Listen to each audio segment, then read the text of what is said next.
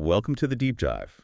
Today, we're really diving headfirst into something fascinating, pulling from that review you shared about a new docudrama. Yeah, it sounds like quite the rabbit hole. It really does. We're looking at the Compendium of the Ethereal Compendium. It's this series, right, exploring an incredibly obscure comic book. Obscure is probably putting it mildly, based on the review. Exactly.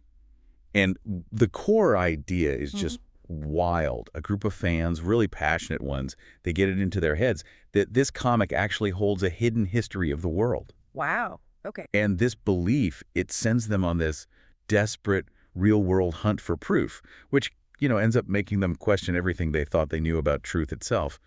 The review really promises some aha moments and twists. Yeah, those investigations that blur fiction and reality, they always pull you in, don't they? How source material can just send people off in directions you'd never expect. Absolutely.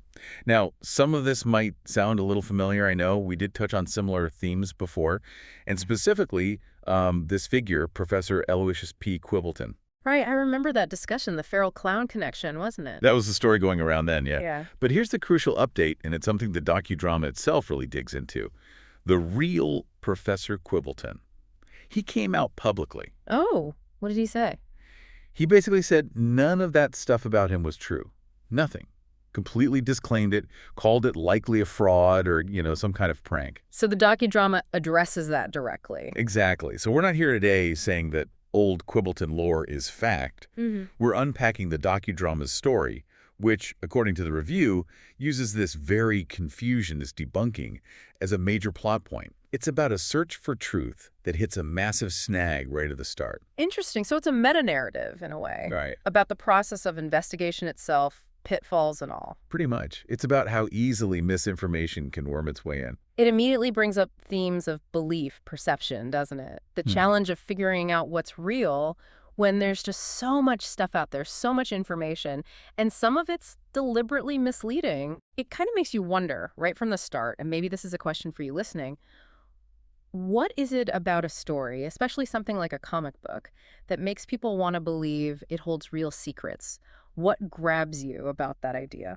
That's the perfect question to kick us off.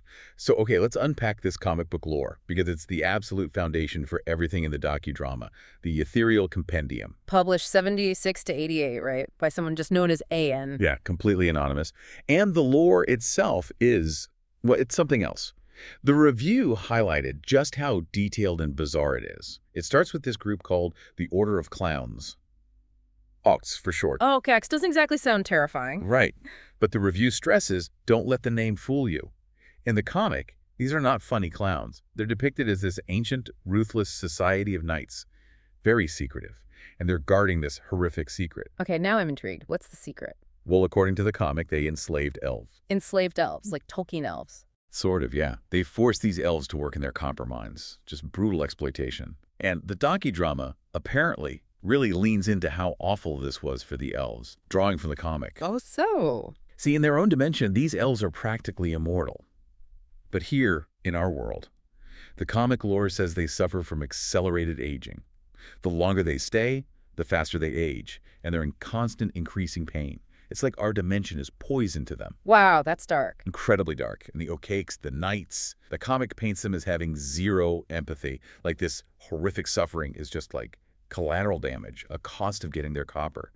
The review mentioned this chilling, almost corporate lack of feeling about it all. That's deeply unsettling. It really sets a grim tone. It explains how a fictional universe, even a bizarre one, can feel so fleshed out. It has history, mythology, rules. Right, and then there's a twist within the order itself. One knight, just one, actually feels compassion for the elves. He can't stand it anymore. Ah, the good guy breaks ranks. Exactly. He helps the elves escape the mines, helps them get away from the Opakes. And what happens then? There have to be consequences. Oh, yeah. Big consequences.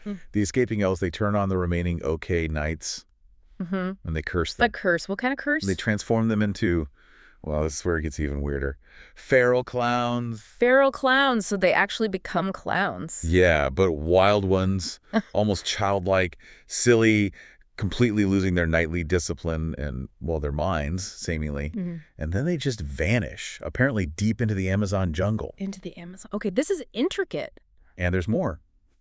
Before they disappear, the elves give these newly transformed feral clowns a gift, a magically infused book called The Way of the Elves. A book? What's in it? That's the thing. It's completely untranslatable, at least for now. The elves leave it with the promise that maybe, just maybe, the feral clown's descendants might one day figure it out, decipher its wisdom. Descendants of feral clowns. Wow. This lore just keeps building. Doesn't it? And the compassionate knight, the one who helped them escape. His fate is maybe the most surprising part. He gets granted the same near immortality as the elves. He goes back with them, lives with them in their realm. So he leaves our world. Mostly. But according to the comic, he has an annual mission back here. He leads a team of elves, not to deliver gifts. Wait, annual mission, you say? Yep. The comic basically says this knight is Santa Claus. No way. That's the lore. His gift-giving is actually him and his elf crew collecting essential resources from our world-specific plant leaves, tree sap, ice stuff they need to survive back in their realm. So Santa Claus is an elf-helping, resource-gathering, immortal knight. That's a take. It's certainly memorable, isn't it? It absolutely is. And you can see just from laying out that lore how incredibly captivating it could be. The sheer depth of it, the way it weaves its own history, its own mythology, and then connects it to something as familiar as Santa Claus. Right. It feels almost complete. Exactly. And that completeness, that internal consistency, no matter how outlandish, is what hooks people. The review pointed this out. It taps into that deep human desire to find hidden patterns, secret histories, to feel like you've stumbled onto something real behind the curtain. Yeah, like you're in on the secret. Precisely. And when a story offers such a unique, comprehensive explanation for things, even familiar things, it can feel incredibly powerful. It almost primes people to start looking for connections in the real world. It raises that big question the docudrama seems to explore. What makes a narrative so compelling that people start to think it's not just a story, but actual hidden truth? And that sets the stage perfectly for the next part of the docudrama, according to the review, the investigation itself. We move from the comic pages to these real people trying to prove it's all true. The fan researchers. Exactly. It starts, as these things often do now, in an online forum. Just a small group really into the comic, initially just kicking around theories, what if type stuff. Just having fun with the lore. Yeah. A theoretical exercise. But then something happens that shifts everything. It pushes them from just talking online to actually going out, boots on the ground, looking for real evidence. And what was that catalyst? This is where it gets really interesting and where that Professor Quibbleton confusion comes back in. The review highlights this as the first big potential breakthrough, or maybe the first big misdirection. There's this popular podcast. Okay. And this podcast discusses in detail a supposed paper written by Professor Aloysius P. Quibbleton. Ah, the feral clown connection again. So the podcast amplified that story. Massively. Yeah. The paper, as discussed on the podcast, claimed Quibbleton was raised by feral clowns in the Amazon. It had all these incredibly specific details that seemed to line up perfectly with the deepest, most obscure parts of the comic's lore. So it sounded like proof, like someone with academic credentials had experienced it. Exactly. For the fans, hearing this on a popular podcast, attributed to a professor, it was dynamite. It felt like validation. The review emphasizes this was the moment they went from what if to, oh my God, it's real. They became convinced Quibbleton was the key, the living link to the hidden history. The smoking gun, essentially. Totally. It propelled them out of the forums and into this frantic real-world search. They were completely invested now. But then the debunking happened. Right, and this is a crucial plot point in the docudrama, according to the review.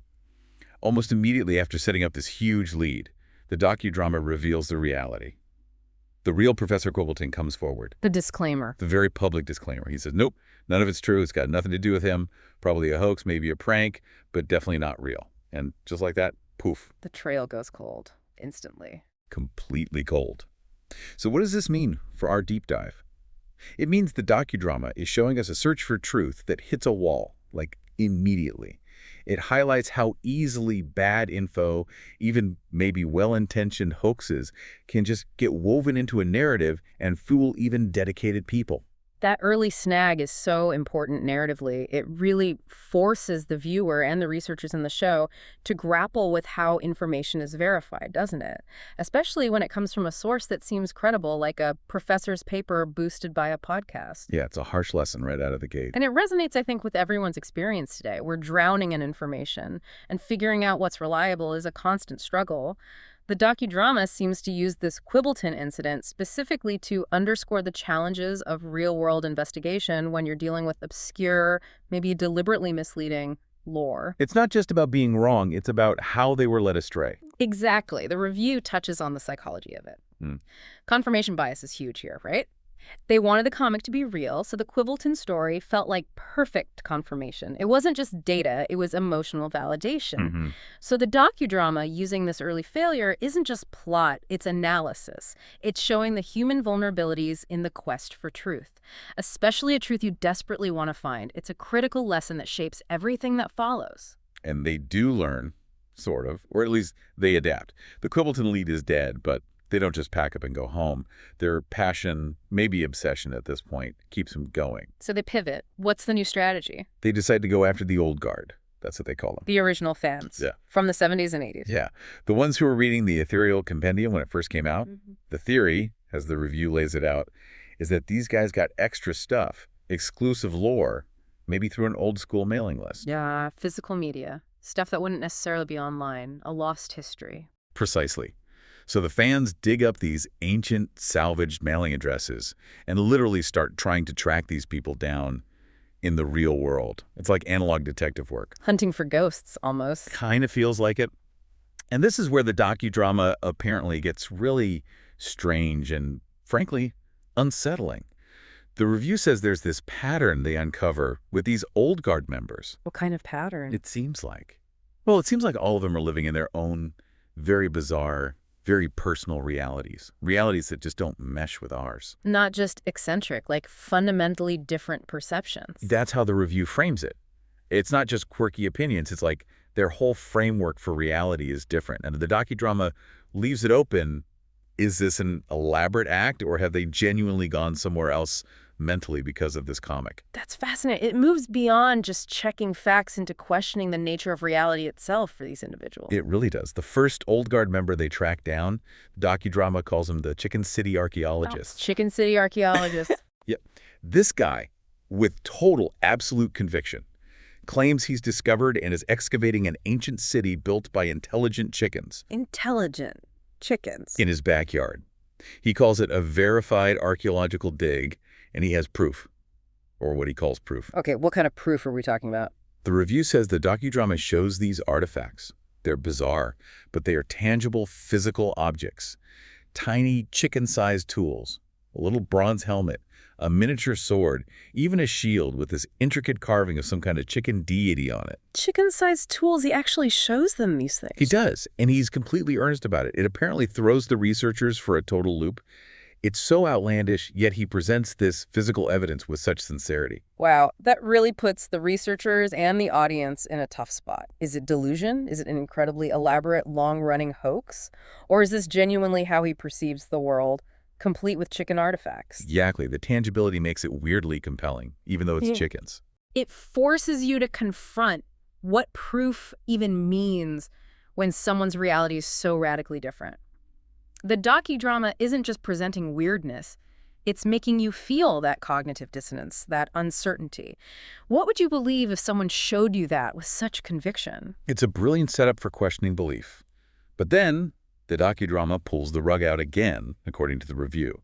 It introduces doubt about everything. How so? Another old guard member. Yep. The next one they find claims to be a psychic. Okay, from chickens to psychics. Makes sense in this context, I guess. Right. So they interview him in his office. He's just calmly eating his lunch. Seems totally unfazed. He tells them, oh, yeah, I knew you were coming. I've already recorded the answers for you. Recorded the answer. Yeah. And then as the researchers ask their questions, this speaker on his desk just answers them immediately.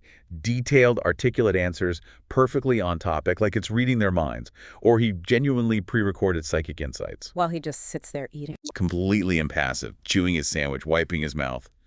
Meanwhile, these psychic revelations are pouring out of the speaker. And the review says, for a few minutes, everyone, the crew, the audience, everyone thinks, okay, this is it. This guy's got something real, however strange. It's incredibly convincing. That sounds like a masterful piece of manipulation, or a genuine phenomena, depending on what happens next. Well, what happens next is the reveal. The docudrama cuts away, apparently quite dramatically, to a separate interview. It's with a magician friend of the psychic. A magician? Uh-oh. Is right. The friend reveals the truth. The guy's not psychic at all. He's a world-class, renowned master ventriloquist. The ventriloquist, so the voice from the speaker. With him the whole time. Yeah. The review explains he had this tiny microphone hidden in his really thick beard, and he was throwing his voice to it, making it sound like it came from the speaker.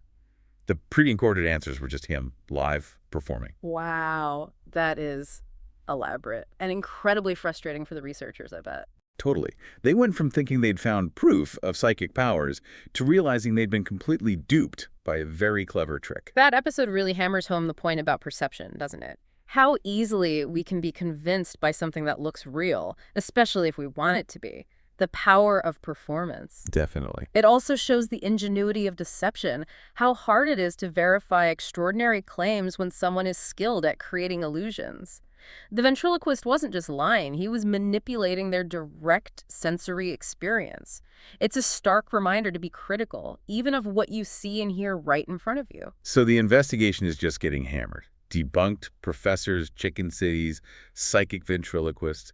Where do they even go from there? It seems like they make one last big push. The review mentions they track down one final potential link. A professor who supposedly knew the anonymous author A.N. Getting close to the source. Maybe. Maybe. This brings them to Professor Bartholomew McHacken III, Ph.D., D.Phil Esquire, Regis Professor Emeritus of the Metaphroditic Ontological Relationality at the Royal Collegium of Esoteric Research. Okay, that title alone is a lot. Sounds very impressive. Yeah. Or trying to be. Right. He definitely projects immense confidence. So they ask him. They ask about the Ethereal Compendium, about its connection to reality, about the author, and his response, well, it's something else. How so? It's described as profoundly confident, delivered with absolute authority, and simultaneously utterly, completely, magnificently incomprehensible. Like academic jargon overload. Oh, beyond jargon. It's like a masterclass in saying absolutely nothing with the greatest possible number of syllables. The review included some quotes, and you really need to hear them to appreciate it. Okay, let's hear it. Brace yourselves, listeners. All right, the professor starts. The prolacuna in our collective epistemological endeavor, you see, is this perfunctory reliance on a singular, prosaic verisimilitude. Prolacuna. Verisimilitude. Okay. He continues. To merely posit that the Ethereal Compendium is a document of objective history is a puerile and prosaic act of intellectual cowardice. It is, to wit, a quintessential, multivious example of fartalism, the burdensome conviction that an anomalous curio, a mere obnubilimorous effulgence, must necessarily conform to our preconceived ontological framework. Obnubilimorous effulgence. Is that even a word? Who knows? But wait, there's more. And yet, he says abruptly, to simply eschew its narrative as a mere kakistocracy of sequential drawings is to dismiss its fundamental truth as a tantalizingly chimerical prodoff in the grand tapestry of subjective phenomenological experience. Chimerical prodoff. I feel like I need a dictionary that doesn't exist. Tell me about it. Then apparently he pauses, takes a long drag from an empty pipe, Of course, an empty pipe. and goes on. The liminal dialectic suggests that its merit lies not in the concrete veracity of its assertions, but in the hydrometamorphistic transmutation of its subepigraphic imagery into a tangible lived experience for those who possess the requisite sententious acuity. It is neither true nor false, you see, but a sort of transvaletudinarianism that exists in the very interstices between thought and being. Its truths are not to be found in the pallid discourse of our reality, but in the prodigal and prognosticated fugue of its discombobulated narrative. Hydrometamorphistic transmutation. Transvaletudinarianism. It's like he swallowed a thesaurus and it disagreed with him. And the grand finale? His actual conclusion to all this? Ergo, the entire matter is rendered moot by the sheer existence of my T-Gord's perpetual rulian. His T-Gord's perpetual brilliant. Right, okay. So basically, nothing. Exactly. As the review puts it, the investigation slams headfirst into a wall of impenetrable academic fluff. It's pure performance, signifying absolutely nothing. The ultimate dead end. Professor McHacken represents a totally different kind of obstacle then. It's not a lie, like the ventriloquist, or a strange reality, like the chicken guy. Here, language itself is the weapon. Yeah, used to obstruct, not communicate. Right. It's deliberate obfuscation masquerading as profundity. A smokescreen of jargon that prevents any meaningful conversation or inquiry. It highlights another way the search for truth can be derailed, not just by falsehoods, but by people who weaponize complexity to avoid giving any real answers. Academic noise pollution, basically. So that leads us to the end of the pilot episode, as the review describes it. After Quibbleton gets debunked, after the Chicken City weirdness, the ventriloquist trick, and Professor McCracken's linguistic fog, the researchers are left feeling pretty defeated. Understandably so. They basically conclude, at least for now, that their whole quest has just led them to a bunch of elaborate hoaxes and some very eccentric old folks. All their hopes for finding a real hidden history seem dashed. A real low point for them. Definitely. But the docudrama itself, crucially, doesn't give a final verdict. It leaves the big question hanging, which the review says is its real strength. And that question is, Are these old guard people just incredibly good actors, masterful deceivers, maybe even collaborating on some decades-long prank or performance art piece? Or is something else going on? like, has their deep, lifelong immersion in this comic book actually altered their reality? Exactly. Has the line between the comics world and their own just dissolved? Are they genuinely experiencing a different fragmented reality, making them unreliable narrators of their own lives? The docudrama just leaves you there wrestling with that ambiguity. Hoax or altered perception? Deception or delusion? That ambiguity is powerful. It pushes the whole thing beyond just this one specific story. It forces you, the listener, to think more broadly. How so? Well, it makes you question how much of any reality, even our shared one, is truly objective fact, and how much is shaped by the stories we tell ourselves, the narratives we absorb, especially narratives as compelling and detailed as this comic seems to be for these people. The power of story. Immense power. Collective narratives, whether it's fiction that a group adopts or the truths a society agrees on, they fundamentally shape how we see everything. This docudrama, by focusing on this extreme case, becomes a kind of thought experiment. About the nature of reality itself. Yeah, it suggests maybe reality isn't as fixed as we like to think. Maybe it's more malleable, more influenced by belief and narrative, especially when a story really takes root in our minds. The unresolved ending forces you to look at your own perceptions, your own reality tunnel, so to speak. That's a heavy thought.